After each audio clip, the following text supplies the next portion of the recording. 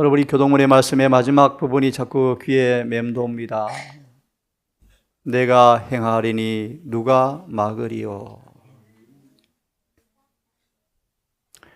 우리의 사악한 의지만 개입되지 아니하면, 교만과 알량한 자존심과 그 이기적인 마음만 방해하지 아니하면 하나님께서 장로님 기도처럼 우리를 흠도 점도 없이 그분이 만들어 주겠다고 그분이 맹세를 하셨답니다. 뭐 하셨다고요? 맹세.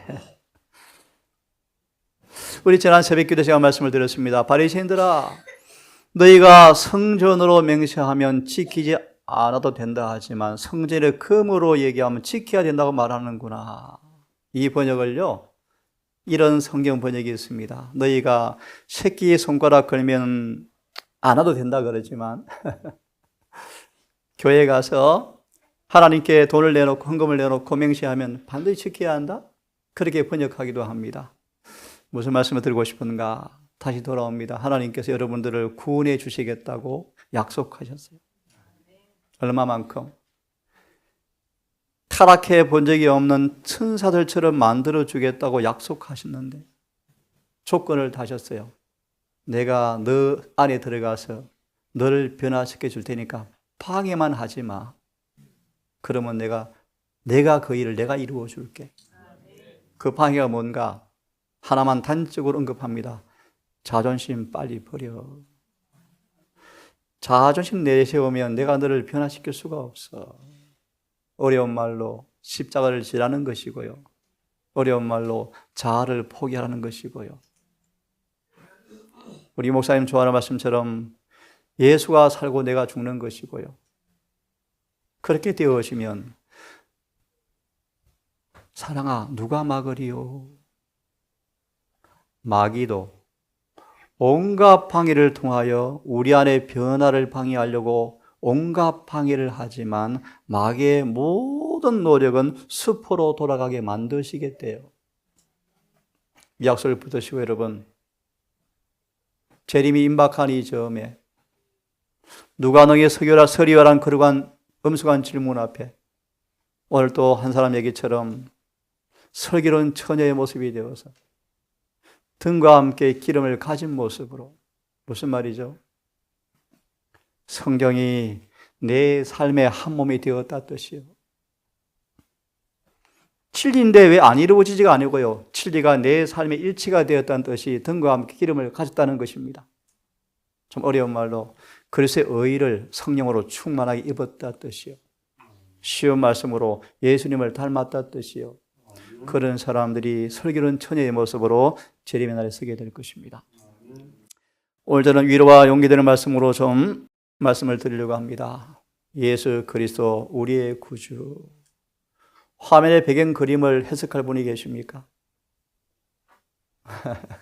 마땅한 그림이 없어서 찾아왔는데요. 예수님께서 베드로의 손을 잡고 물 위를 걸으시는 모습이요. 그렇게 연상하시고 오늘 말씀을 듣기를 바랍니다. 예수 그리스도 우리의 구주시다. 오늘 성경의 본문의 말씀은 마태 14장 22절과 33절입니다. 마가, 요한의 같은 말씀인데요. 오늘 마태복음 14장을 본문으로 말씀을 좀 드리겠습니다. 주님의 설교에 도취된 수많은 군중들이 점심시간이 지남에도 불구하고 시장길을 잊은 채 말씀에 매료가 되어 있는 모습입니다. 그때 수많은 사람들이 예수를 왕으로 삼고 싶어 할 때 11 제자까지 충동을 받고 예수를 임금으로 삼고자 하는 데모를 하는 중입니다. 예수께서는 일어나고 있는 정황을 간파하시고 제자들에게 엄중하게 책망하시면서 재촉하시면서 배를 타고 건너편으로 가게 하시고 주님은 홀로 산으로 올라가시면서 기도하십니다. 남자만 5천 되니까 2만 5천 명 가량을 보리떡 몇 개? 5개요. 물고기 몇 마리요? 2마리로요. 몇 사람을 먹였대요? 누구만요? 남자만 5천 되니까. 아빠 따라온 아이들 안에 포함하면 2만 명, 3만 명이 넘는 사람을. 우리 아영이 도시락, 통밀빵 2개와 밀고기 하나 하고 그것으로 2만 5천 명이 무슨 뜻인지 모르겠죠. 엄청난 술을 먹이니까 11 제자가 예수님을 왕으로 삼으면 미래 걱정 없겠다. 와, 신났다. 그때 예수님께서 11 제자를 보시고 책망하시면서 빨리 배를 타고 건너가 하고 무리를 다 흩으셨어요. 그때 장면이요. 11 제자가 입술이 삐져나왔어요.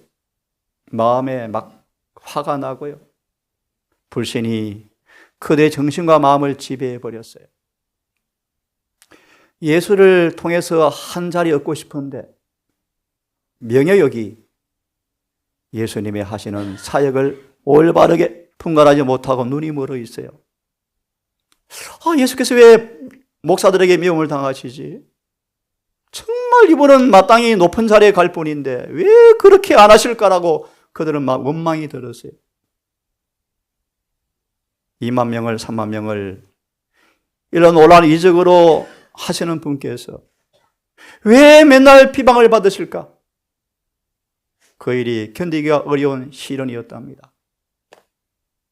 수많은 사람들의 말처럼 정말 예수님이 거짓 선지자 맞을까?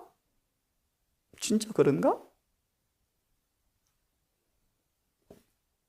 왜 왕으로 자신을 선언하지 않지?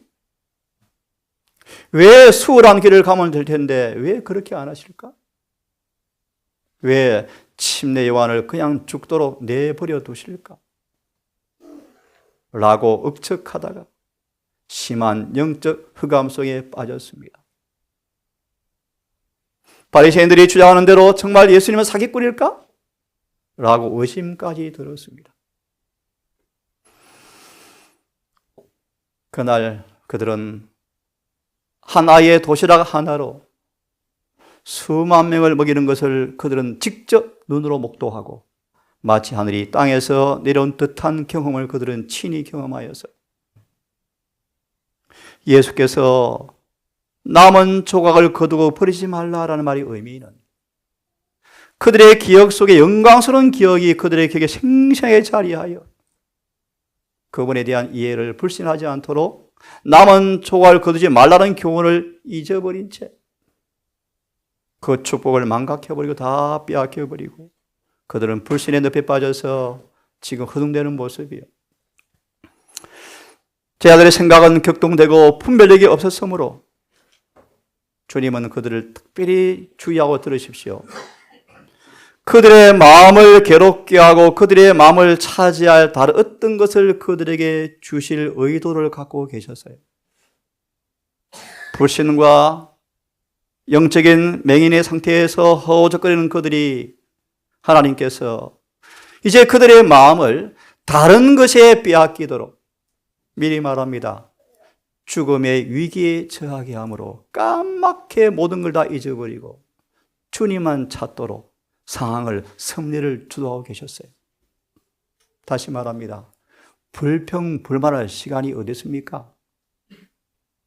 온 마음으로 구원을 갈망할 그 여건을 만들어주기 위해서 그들이 스스로 지는 부담과 근심의 열매가 맺어지도록 그냥 내버려 두셨어요. 위험은 그들을 접근해오고 있었습니다. 배가 육지에서 여러 킬로를 떠나서 자꾸 육지에서 멀어지는 거예요. 바람이 불고 배는 힘없이 도착할 육지가 아니고 점점 육지에서 멀어지니까 파도 때문에 그들은 큰 고난을 당하는데 노로 단단한 근육질을 가진 그들이었지만 아무리 노를 저어도 배는 점 육지에서 멀어져 가는 거예요. 여기는 묘사되어 있지만 그들이 죽게 된 상황까지 이제 오는데요. 보세요. 격렬한 태풍이 그들을 찾아오도록 주님께서 섭리하셨대요. 태풍을 맞을 준비가 안 돼 있었습니다. 하늘이 너무나 맑았습니다. 그들은 겁에 질려서 불만과 불신도 다 잊어버리고 죽자 살기 위해서 몸부림치는 모습으로 그들이 이제 몰입되어 있습니다. 예수께서 만날 장소가 가까운데 보통 시간이라면 금방 도착할 거리였는데요.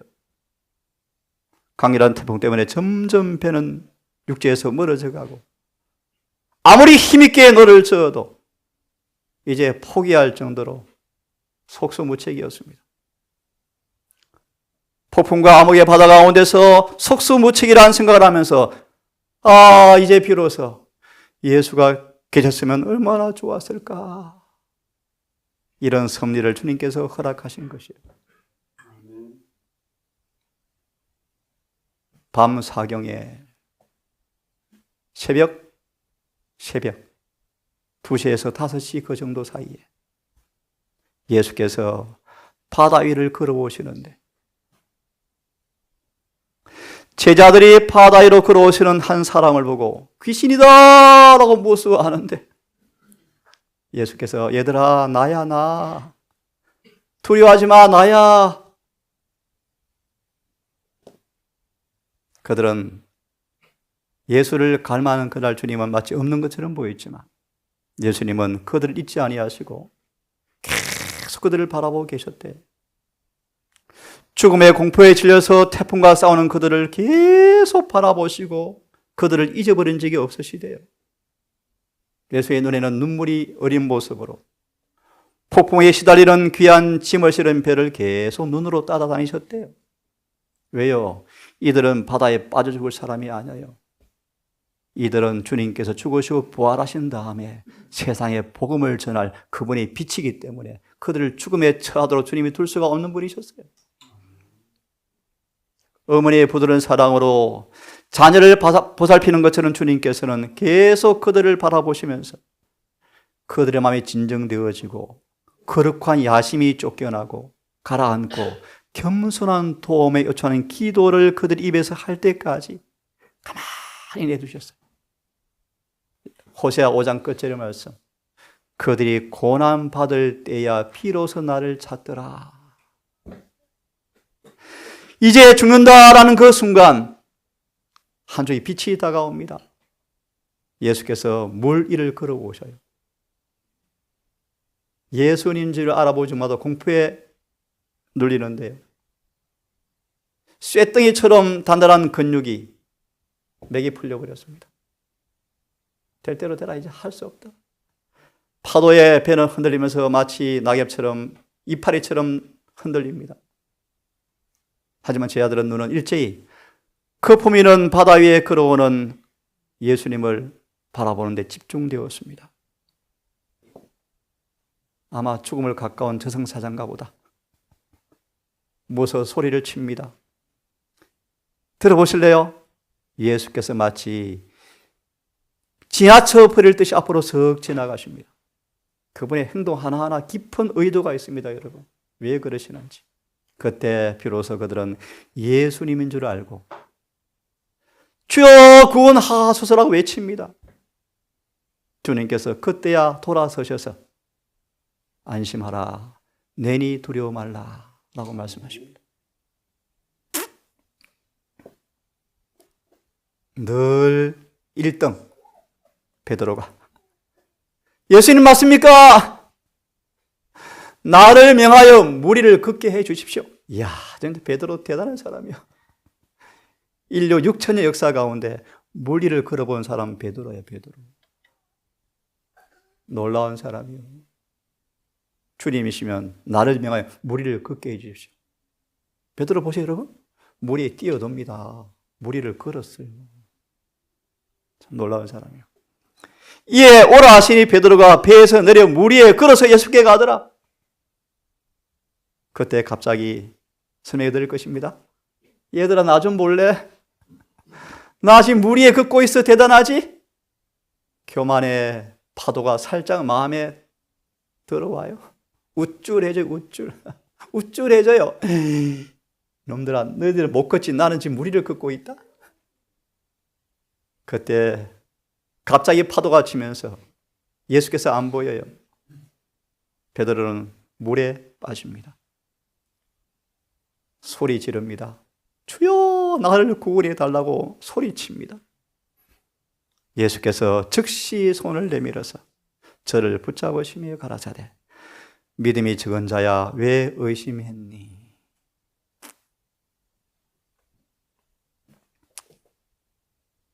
정신을 잃다시피 예수님이야 라고 깨닫고요. 만일 주시면 나를 명하여 무리로 걸어오라 하소서라고 베드로가 외칩니다. 주님께서 오라. 여러분, 이런 명령에 누가 과연 믿음으로 부합할까요? 참 베드로 대단해요. 그죠? 무리를 걸어요. 베드로는 예수를 바라보면서 안심하여 걸어갔다. 베드로가 자만하는 마음이 생겨서 동료들을 뒤돌아보고 눈을 예수께로부터 돌이키면서 동료들을 바라보면서 우쭐했어요. 우쭐.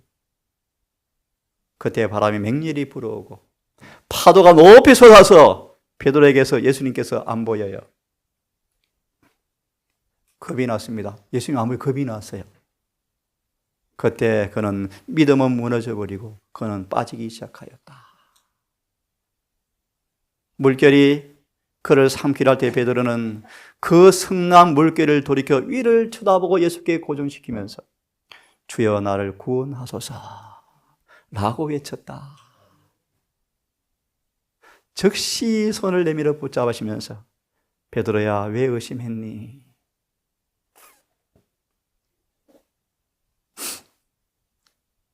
배와 함께 오름에 바람이 그치더라. 배에 함께 오름에 바람이 그치더라. 구제의 손을 잡고 나란히 걸어서 배 안으로 걸어 들어왔다. 베드로는 이제 굴복하여 말이 없었다. 고개를 푹 숙이고 자랑할 이유가 없고 그의 불신과 자고심 때문에 죽을 뻔했다. 예수께서에게서 눈을 돌이켰을 때 그의 발 디딤은 허물어지고 파도 속으로 빠져들어가 죽을 뻔했던 것이었다.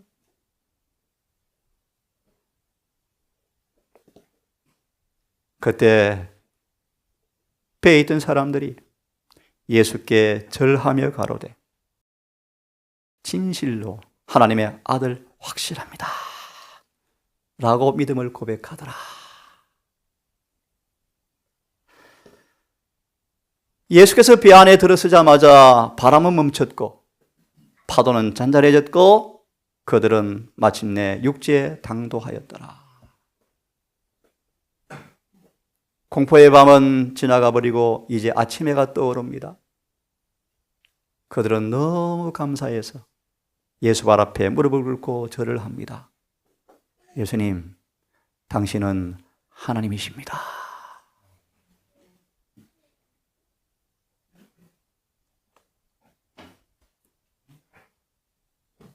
열한 제자처럼 우리 또한 공경이 닥쳐오면 얼마나 자주 이런 일을 반복합니까? 시련과 시험의 파도에 넘어져서 허우적거리면서 고통을 당합니까? 우리의 눈을 구죽게 고정시키는 대신에 자존심 때문에 시험의 마음을 고정시키므로 넘어집니까? 또 상처를 입고 죄를 짓습니까? 수많은 믿음의 찬양과 고백은 사라져버리고 죄가 마치 파도처럼 우리 마음을 덮어버리죠. 시험이 올 때 시험에 눈을 고정하지 말고 주님께 눈을 고정해야 이길 텐데 왜 기분 나쁘게 말을 해 이 사람이 나를? 그러면 코피 터지는 거예요. 금방 자아는 살아나서 죄짓게 되는 거예요. 기분이 나빠버리는 거예요. 사랑은 식어져 버리는 거예요. 얼마나 이런 일을 우리가 자주 반복하는가. 하지만 주님은 베드로를 그냥 죽도록 버리지 아니하시고 우리를 부르시고 따르라고 명하신 그분께서 우리하고 자초하여 시험에 넘어져서 자빠져 있다 할지라도 우리를 버리지 아니하신다. 두려워 말라. 내가 너를 구원해 주겠다. 너는 내가 너를 지명해 불렀다. 물 가운데 지날 때도 내가 함께할 것이다. 강을 건널 때도 파도가 물이 너를 침몰지 못할 것이며 다니엘 세 친구처럼 불 속에 갈지라도 불탄 냄새도 안 날 것이다. 열기와 냉기를 다스리는 그분께서 다니엘 세 친구를 기름 가마에 던졌던 사도 요한을 건져낸 것처럼 너의 어떤 시련과 풍파 가운데서도 내가 너를 구원할 것이다 라고 예수께서 말씀하셨습니다. 예수님은 11 제자들의 품성을 다 아셨습니다. 그들의 믿음이 얼마나 격심한 시험을 당할 것을 아셨습니다. 이 사건을 통하여 베드로야, 얼마나 너가 지푸라기인 줄 아니? 연약한 줄 아니? 너는 베드로야, 베드로. 베드로 이름이 뭔 뜻입니까? 조약돌이요, 조약돌. 떼굴떼굴, 조약돌이요.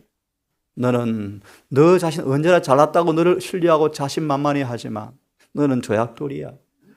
하나님의 능력을 의지함으로써만 안전할 수 있다는 교훈을 주기 위해서 이런 일을 승리하셨죠. 시련의 폭풍 가운데서 베드로는 자신을 전혀 믿지 아니하고 구주께 의지할 때에만 안전하게 행할 수 있었다. 자신의 강하다간 자만심이 얼마나 처참하게 무너지는지, 연약함을 식별할 때까지는 주님께 의지할 필요를 못 느꼈었죠. 이 귀한 교훈을 통하여 큰 시험이 왔을 때 넘어지지 않았을 것인데 이 경험을 베드로가 놓쳐버렸었죠. 여러분 삶은 어떻습니까? 말마다 주님은 이 11 제자를 다룬 것처럼 우리를 교훈하기 원하신답니다. 일상 삶을 통하여 큰 무대가 일할 수 있도록 준비시킵니다. 그러므로 잊지 마십시오. 인생의 위기에서 승패를 결정짓는 것은 매일의 시험에 대한 승부에 달려있다. 다시 읽습니다. 인생의 위기에서 승패를 결정짓는 것은 매일의 시험에 대한 승부에 달려있다. 수많은 재림교인들은 1월 효험령을 기대합니다. 그런데 정언은 말합니다. 1월 효험이 왔을 때 짐승표가 강요될 때 재림교에 거의 아무도 없대요. 다 배도한대요. 왜 그런가? 매일매일 작은 시험에서 이기지 못하는 사람은 절대로 그 날에 설 수 없다. 전부 거짓 고백이 드러날 것이다. 다시 읽습니다. 인생의 위기에서 자잘구레한 작은 삶의 매일의 시험에 승리해야 하는 것은 인생의 위기의 승패를 결정하는 결정적인 것이 지극히 작은 일에 어떻게 하는가에 달려있다라는 사실을 잊지 않기를 간절히 바랍니다. 주님을 끊임없이 의지하고 피를 느끼지 못하면 시험에 넘어집니다.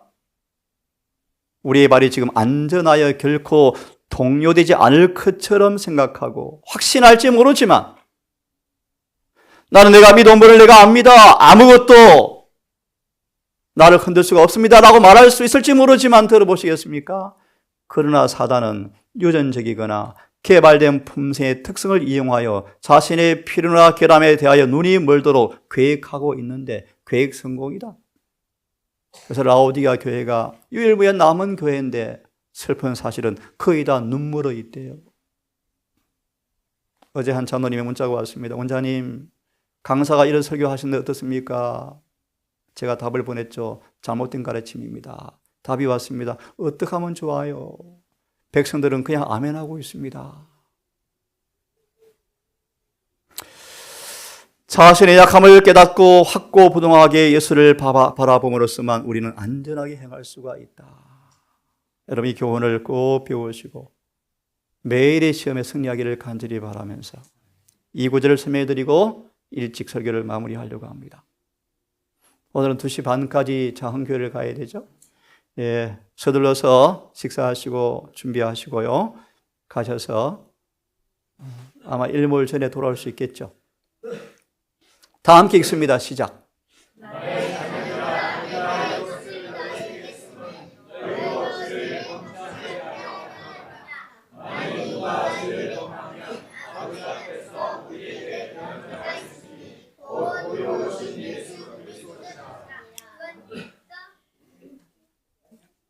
엄마 때리지 마요. 괜찮아요. 은혜가 잘하는 거예요. 요한일서 2장 1절의 말씀. 아영이 읽을 수 있어요? 아니, 크게 읽어봐요. 시작.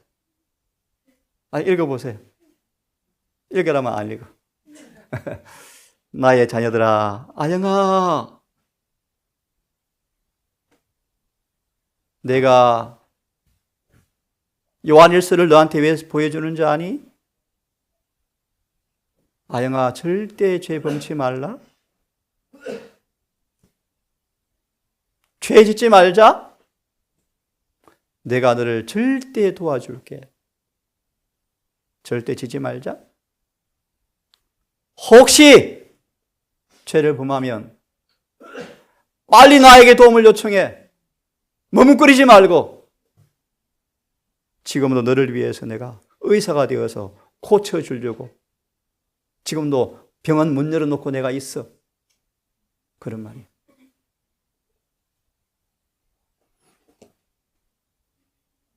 주님 우리를 희망을 잃지 않도록 조심스럽게 다루신답니다.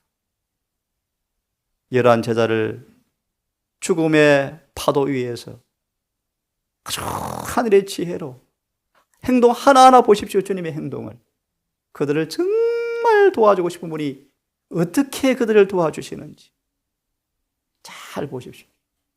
희망을 잃지 않도록 참으로 조심스럽게 우리를 다루신다. 사단의 무시무시한 공격을 참으로 잘 방어해 주신다. 요한일서 2장 1절의 주석의 말씀 보시면 예수님은, 들어볼래요? 예수님은 자신에게 맡긴 소송 사건을 한 번도 변호사에서 실패한 적이 없이 100% 승소하셨대요.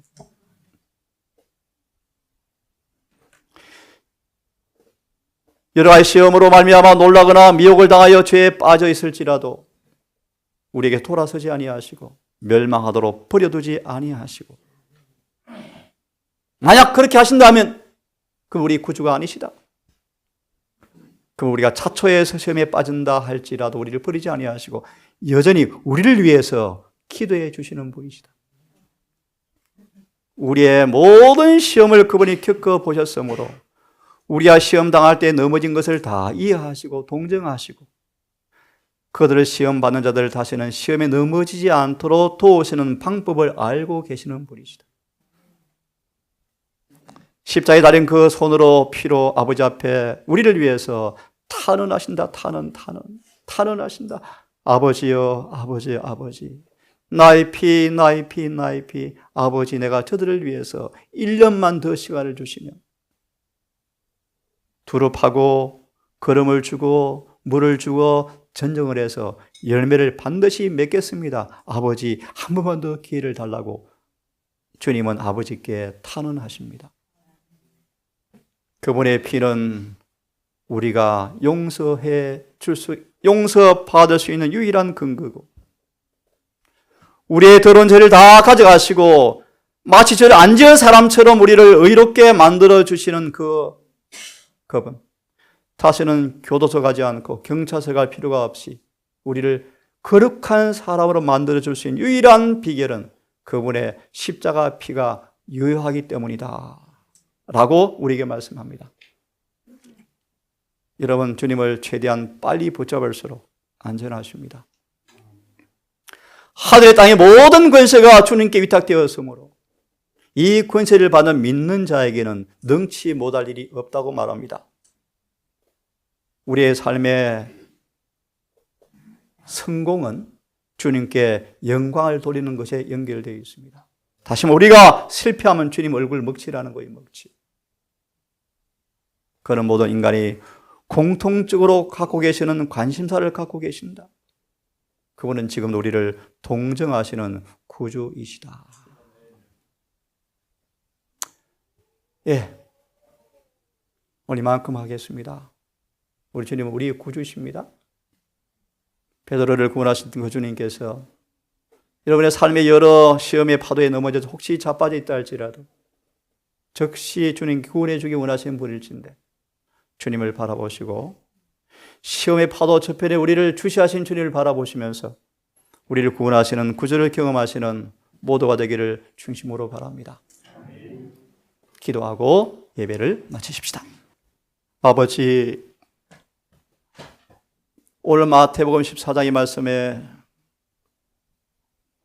죽음의 바다 위에 있었던 제자들의 경험을 통하여 우리 주님께서 우리가 어떻게 우리에게 구주가 된다는 사실을 배웠습니다. 우리 아이들, 이 사건을 통하여 주시는 주님이 어떤 분이시며 우리가 어떤 존재인가를 알게 하시고 우리 주님께서 언제 어디서나 우리의 구원자가 된다는 사실을 믿고 경험할 수 있도록 인도하여 주시옵소서. 우리 모두 사랑하는 가족들, 예수님께서 우리 매일의 삶의 교훈과 책망과 놀라운 승리의 손길로 인도하시는 그 구비구비의 승리의 손길을 인지하고 깨닫고 경험하여 인생의 바다 위에 향해야 하는 이 인생의 돛배 위에서 사단의 수많은 삼키는 파도와 시험과 우리 속에 있는 병마와 외부의 시험 속에서 우리 허우적거릴 때 여전히 우리를 구원하시는 주님을 알고 믿고 놀라운 구원을 경험하는 찬송의 놀이가 우리 삶 속에서 경험되어지게 해 주시옵소서. 무엇보다 원하옵는 것은 강하고 담대하여 성장하여 어떤 시련과 파도에도 넘어지지 아니하는 능수능란한 군사가 되어서 장수가 되어서 우리의 장군 명령에 100% 순종함으로 사단 마귀가 절대 이길 수 없는 하나님의 남은 백성 되게 해 주시옵소서. 오늘 안식일 남은 오후 시간도 해가 지도록 이 안식일을 기억하고 거룩히 지키기를 원합니다. 성령님, 우리 모두의 마음에 자정하셔서 안식일을 존귀한 날로 거룩한 날로 지키게 하시고 서로 영적 교제를 통하여 유익을 얻게 하시고 특히 장흥교회 짧은 순서를 통하여 우리 동상 가족들의 찬양과 얼굴의 면모가 지친 교우들 앞에 진리의 빛이 되게 해 주시옵소서. 예수님 이름으로 감사하며 기도드리옵나이다.